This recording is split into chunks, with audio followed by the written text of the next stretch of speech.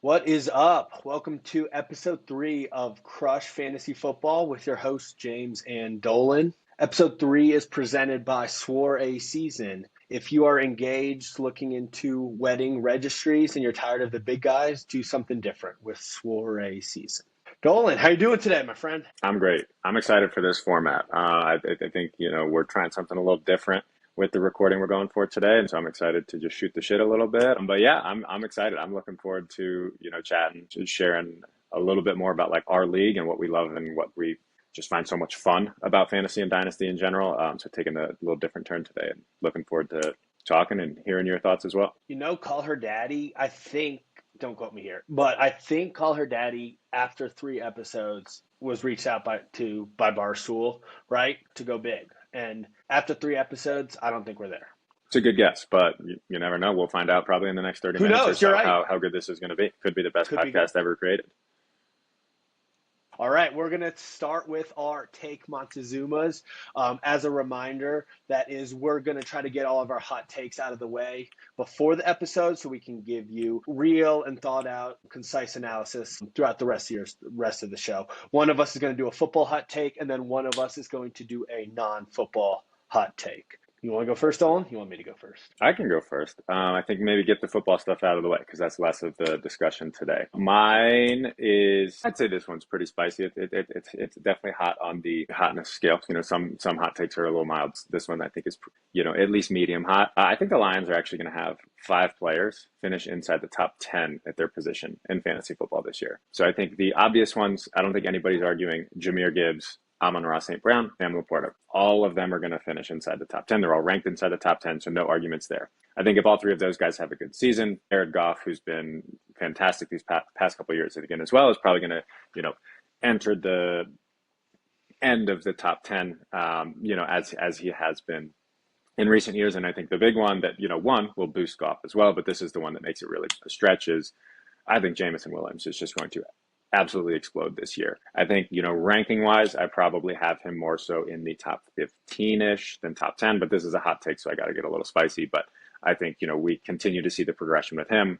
I think the big thing is we're not going to see a huge drop off in the offense as much as people think with Ben Johnson's departure. I think it'll be slight, but I think a lot of people have been underrating how influential Dan Campbell is to that offense. And I think just the stars they have in house are going to explode and going to continue being great. As long as Campbell's still at the helm. That's my pretty spicy one. I think it's really more a Jameson Williams take than a Lions take holistically, but I think he's in for a monster year as our, that offense is just going to keep being a juggernaut. So, J-Mo, I'm 19th, half PPR last year, basically 58 catches, 1,000 yards, 7 touchdowns. So you're saying that number gets to 10 touchdowns. I mean, he's not a volume catch guy, especially if Laporta and Amon-Ra are going and Gibbs, right, are going to be catching the ball. Honestly, the Goff's the one that I don't think gets there. I don't know who is going to be the, let's say, the receiver of the. I think Goff's regressing, right? I think last year was kind of the tip of the spear for Jared Goff, at least from a touchdown perspective, right? So I think that number is coming down, just kind of based on history. And who suffers from that, I don't know, between JMO, Amon-Ra, Laporta. But my guess is Goff takes a step back and is like QB as opposed to QB8, and then one of the 3 suffers from it. I don't want to pick which one. Yeah, hot take, man. Hot take 5. We'll see how What it about shakes Demont? out. Why not 6?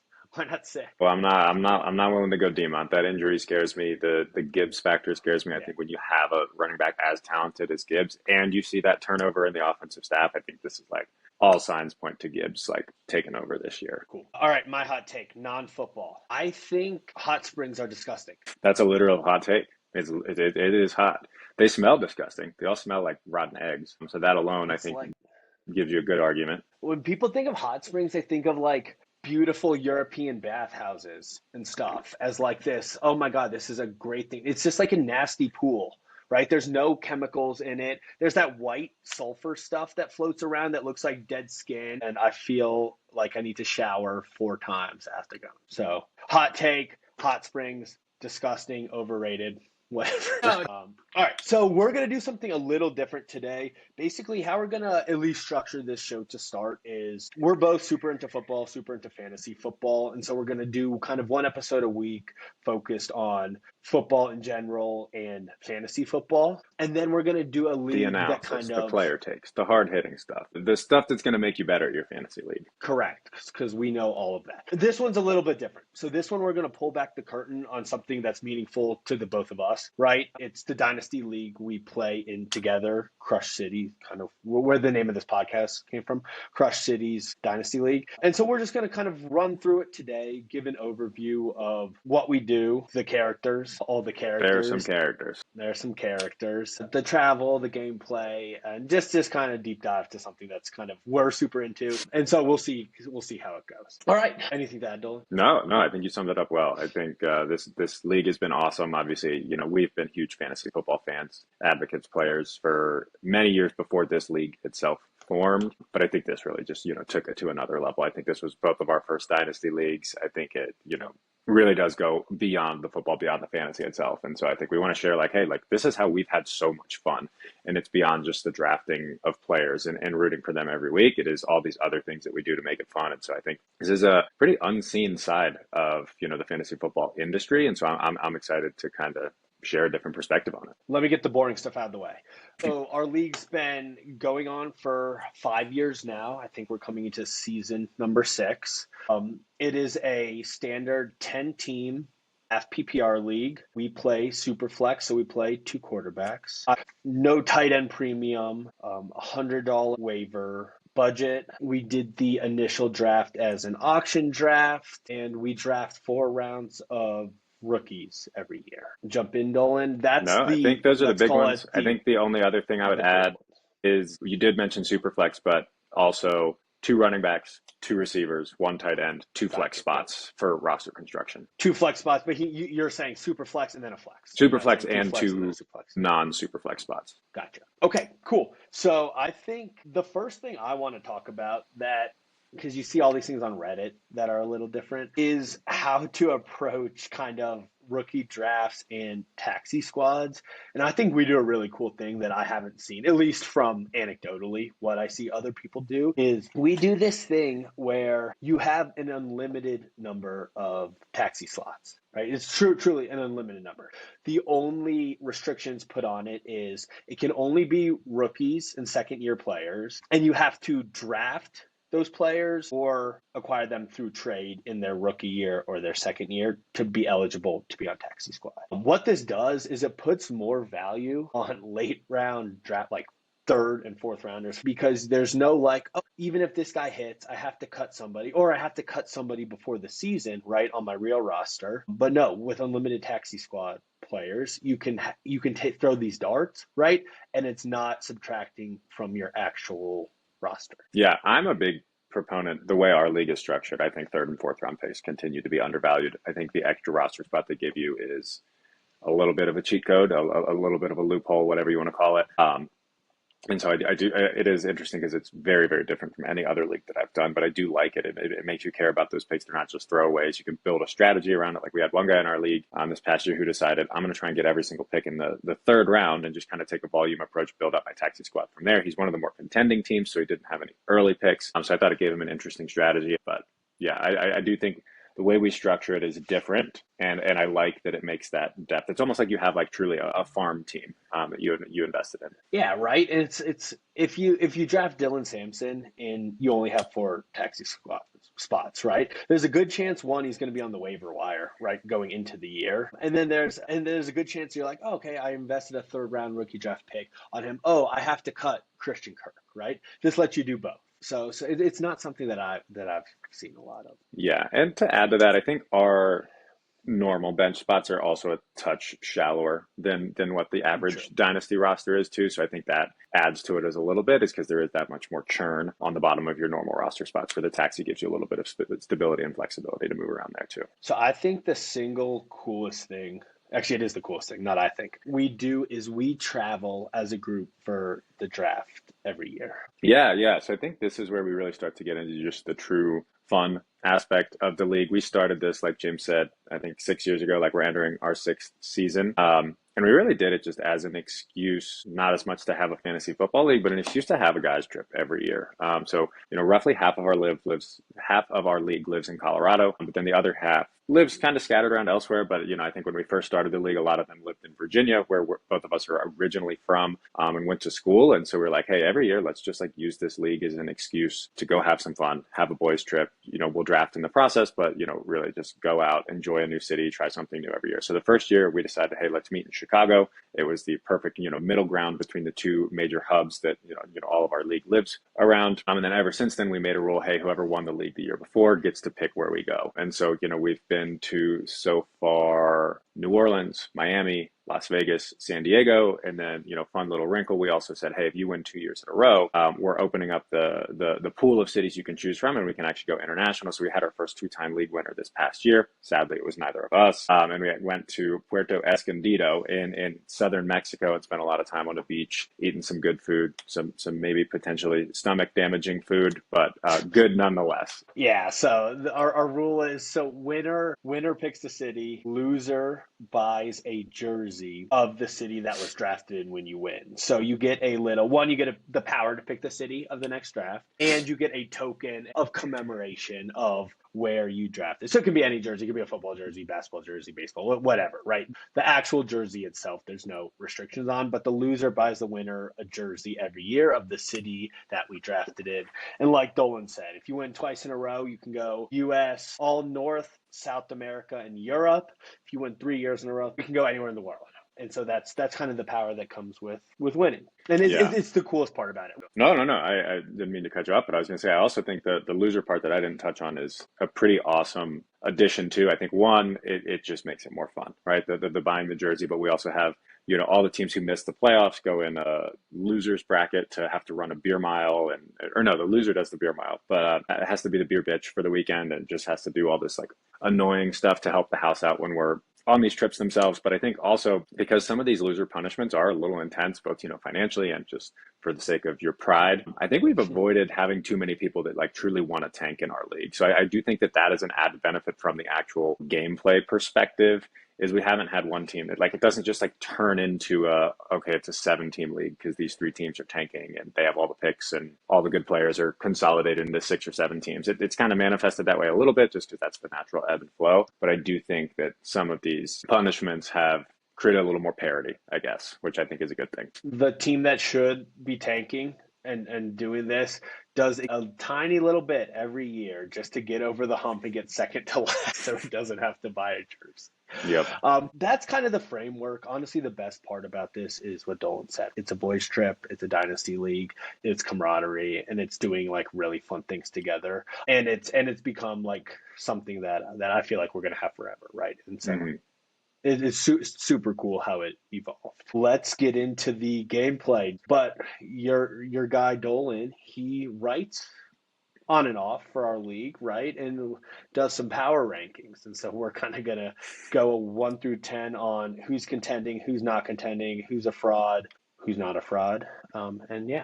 Yeah, so just a little peek behind the curtains here to give an overview of, who these teams really are. I think I'll touch on some of the teams themselves. I think James will add a little bit of color to talk about just the people, so we can really use this as a show to get to know some of the personalities. I think as far as, purely rankings go, I make these power rankings. I refresh them probably every month or so, just for fun for our league. And I rank them, not based on dynasty long-term value, but hey, who is actually the most likely to win a title this season? And so I think there are 3 teams that jump out to me as the top 3. So I'll give these 3 first, then James, pass it over to you to let you kind of chime in on the personal side. But I think at the top of the power rankings, we have one team. I think we're going to keep these anonymous. So we'll call this our friend, or maybe I'll use their team name, because that's less revealing. Probably the worst team I'd say name. Just make up a name. I'll go with this one just because it's the worst team name I think I've seen in the history of fantasy football. Is Hungry Rookie Dogs. And this team changes their name like every 2 weeks, but this is the worst one I've seen so far. So Hungry Rookie Dogs is the definition of like, hey, I'm ready to go in and win right now. I mean, when you look at the starting lineup, they are just studs. They got Lamar Jackson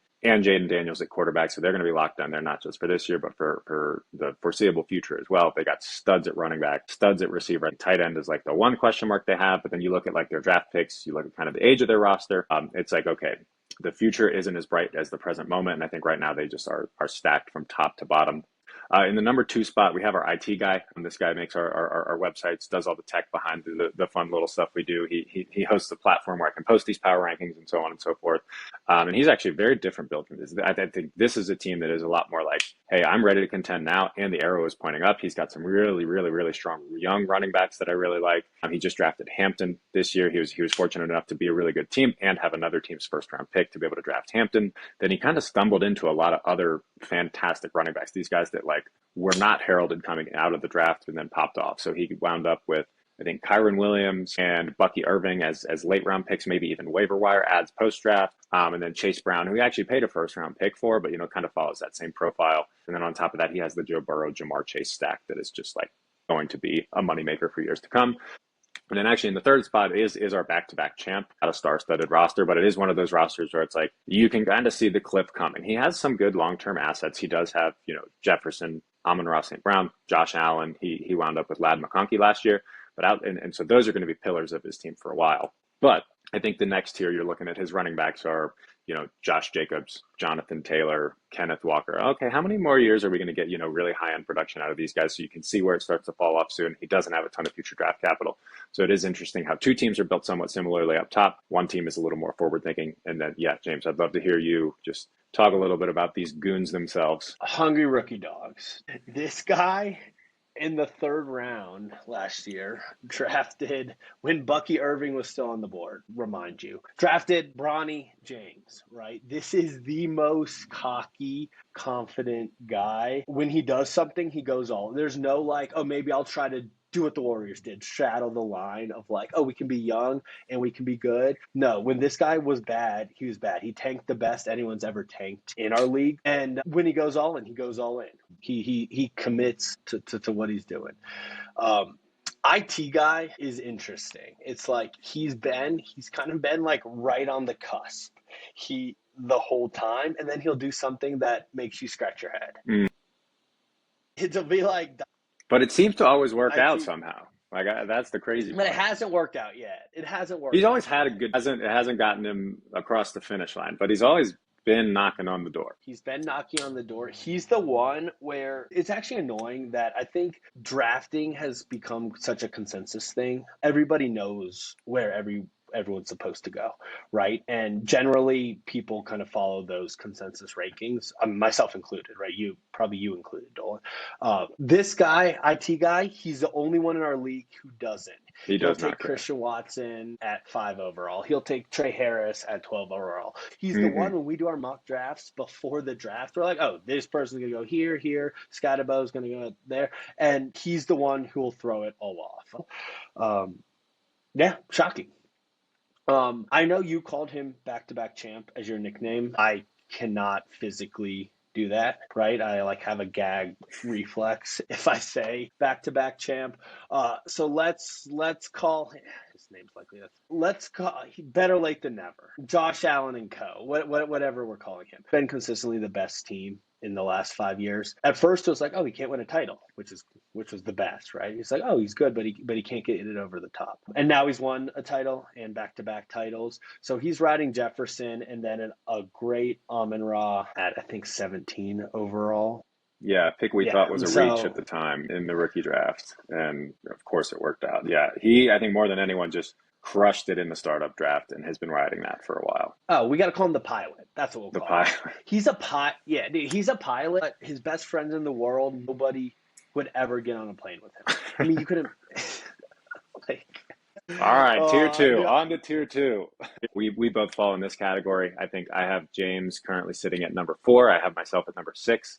And I think you'll get a good snapshot of our rosters throughout this podcast. I think we'll do some fun stuff to really go into some deep dives there. So we'll skip over that aspect. Obviously, you'll get to know us pretty well over the course of this entire podcast as well. And then I think the third team in this tier is, we'll call him Mr. Potato Head. He's in a pretty similar structure as us. He's been a team that's also similar to what we talked about, tanking and coming out of the other side. Well, this team actually came in last 2 years in a row, not last year, but the 2 years prior to that, he had some last place finishes. And now he wound up with a roster that's kind of come out of that rebuild for the better. He has, I think a really, really, really strong, really deep receiving core. He has Trey McBride, who's obviously, one of the few elite producers at tight end. And then his running back room has kind of been, I think he's found a little bit of like a value gap where he kind of has built some of those old crusty running backs in to get some production. He's gotten some good usage out of James Conner and Aaron Jones and those type of guys. And then I think he did a good job in this year's draft replenishing that with some youth. Yeah, so Mr. Potato Head, it's interesting. This guy traded Brian Thomas after he finished 4th overall as a rookie. So I think you can kind of get in his brain a little bit. He's put together an awesome roster, though. Don't let me sell that short. The receivers, Nico, Drake London, T. Higgins, Rome Odunze, Trey McBride at tight end, Jalen Waddle, Cedric Tillman, right? Chris Godwin. So it's absolute stacked receiving core. He's very hit or miss, though. If things go the wrong way, it's CJ Stroud and Darnold at quarterback. And so if things kind of, let's say he doesn't start hot, there's wheeling and dealing to be had with Mr. Potato Head. Yeah, I think you summed it up well. Nope. And then I think the next tier we have two very, very, very, very different teams. I think one, we have the definition of, well, I'll just call him the all-in guy. It is the classic, as soon as I get a first-round pick, I'm shipping him off for whatever high-producing veteran I can, and has just been continuing this churn for years and years and years, and it has not led to the result he wants yet, but he will not stop trying. And I should say he, but it's actually, this is our only co-managed team in the league as well. So it's really, two, let's call them masterminds behind this diabolical plan here that are driving this. But, this is the team where you look at it. It's Derrick Henry. It's Christian McCaffrey. It's Joe Mixon. It's Stephon Diggs, Devontae Adams, Mike Evans. Like it is the, all-star team of half a decade ago that would have won every single championship during that time window. It is just like a little past their peak now. And so they are scary. Like you do not like going up against this team when you're matched up against them, but you also know the wheels are going to fall off soon. And it's going to be interesting to see how their strategy pivots from there. And then funny enough, in this same tier, team number 8. What can we call team number 8? We can call team number 8 the attention of a squirrel team. This is a team that just, sees the hot new thing, like a training camp buzz comes out and they're like, oh, I want this player. I saw TikTok about them. I'm really excited.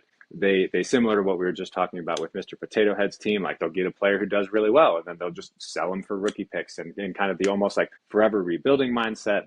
And then out of nowhere, it's like they pay 2 first-round picks to get Breece Hall, and it's just like, nothing really makes sense. It's very spur of the moment, a lot of their decisions they've made. But they've also been a team who's kind of been in the basement for a little while, and they're starting to get some talent that's, growing. And so there is a where if these things start to break right, they could enter the playoffs. But I think these two teams fall into the dark horses tier of actual contention this year. When Dolan says that this team trades for old guys, it's like, it's like the least hyperbole.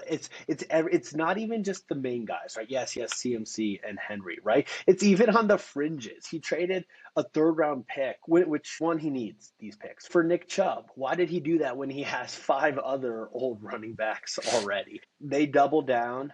And it's the kind of team that everybody else is trying to guess wins the year to have their 1st-round pick. A lot of people thought it was going to be last year. They held on strong, made the playoffs, almost won a playoff game. Is it 26? Is it 27? Is it 28? It can't go on forever, can it? No, and as the holder of the 26th pick, I am hoping that this is the year. I don't think they're going to be, top 1 or 2, but I do think this, hopefully a no playoff appearance will give us a top 4 pick, and I'll be very happy with that. And Team TikTok, right? The word strategy isn't thrown around a lot in that locker. It is the shiny toy. It's the fruit tart at the buffet. It's whatever's in front of it. From a personal aspect, fantastic addition on every trip. The TikToks are a huge benefit then. One of our 2 social chairs, just A+ asset on the trips. We're not talking about him as a person. But that is his main value add in this league. Is he is elevating each trip. I know. I like to trade. I like to trade with him. Of course you do. He's great. Like teams left, and I actually think they're pretty different enough to be in separate tiers. So with 5 tiers across this 10-team league may feel like a lot, but I think we have this one team that it's just like, let's call this just the year rebuilding. 2025 is not going to be your year unless things break right. And I think this is a team that's rebuilding the right way. They're building the right foundation. They're young. They got players that are probably going to be more valuable next year than this year. They got a receiver group that looks promising. They added Travis Hunter in the draft this year. They added Emeka Egbuka in the draft this year. They already have Puka Nacua. Xavier Worthy was drafted last year. So a lot of guys where you can start to see, okay, things can break right really well here and turn the tide soon. Then you look at their running back room, and it's I think Tyjae Spears and Travis Etienne are their two starters. Quarterback, they're actually in a really, really good spot. So it could break right, but the running back is just such a glaring hole that I can't see them getting over this, and I don't see them spending enough to fill that hole if the rest of the roster breaks right. I think they're looking at this as a multi-year process. No, I respect this team. I think they do the things on the fringes. Even Coker, I thought was a good pickup. Besides the running backs and kind of the thought process that went into this offseason with running backs. I mean, this team can make the playoffs. I think they generally do it correct. I think Drake May is going to be really good this year. I would like if this team traded a little more, to be honest, right? This team's very gun shy. Let's say gun shy. Yeah, wants to win the trade, right? We'll take value when it's there, but there's not always going to be value there. Afraid to lose a trade than they want to win one. We got to get them over that hump. Wow. Puka though, he's got to. Puka's not getting traded. I'll tell you that. That I know for sure. Puka will get traded 10 years from now when the all-in team is ready to pay for him when he's 34 or whatever. But I'll close this out here. Just call this tier taco. This is a team that just makes bad decision after bad decision after bad decision, and somehow has avoided last place in an honestly miraculous way. Like there was, I think, one year where it was hilarious. Like we were like, he's finally going to get last. It's going to happen. And the reason he didn't is because Mr. Potato Head needed like 4 points from Kyler Murray, and he like tore his ACL or whatever it was on like the first play of the game or something crazy like that. And so he just keeps pulling magic out of the hat and avoiding last place. No one's threatened when they match up against him. He somehow doesn't have all of his future first round picks. He has a pretty old roster, and it's just like there's not a lot of hope for this team to actually be a threat. But somehow, some way, that Taco is not going to finish last. I hope a streak that just continues forever for the sake of the bit. But man, oh man, what a mess this would be if someone else took this roster over. They'd look at this and be like, I need a couple of years to get this thing looking good. Quarterbacks: Tua, Aaron Rodgers. We have to start two. Remember, Zach Wilson, Tyrod Taylor. And who did he draft? What's his name? Steelers guy. He spent his only draft pick this year. Will Howard. On Will Howard. I think he thinks Arch Manning's going to come out in 26, and that's what his only first rounder is for. And I'm not even sure that's going to happen anymore. He's going to get last this year. I'm willing to bet on it. This is it. You can't. What's the saying? If you got to pay the piper eventually. He's due. All right. But Crush City, also important to know league. that he is my kryptonite. I'm like, he beat me twice last year. I think I'm like 1-5 in my last 6 matchups with this guy, and I do not know why. My team cannot perform against him, and I think I'm the sole reason he avoids last place, honestly, because he gets like 2 free. Somehow we always play each other twice in a year, and he gets his wins against me, and then maybe one other, and that's enough to stay out of last. We probably should have preemptively apologized to every single person in our league before that segment. All right, episode 3, Crush Fantasy Football. Dolan, let's go, baby. Pleasure. It was fun. I'm excited for everybody to get to know us a little better, get to know the league a little better, and keep going from here.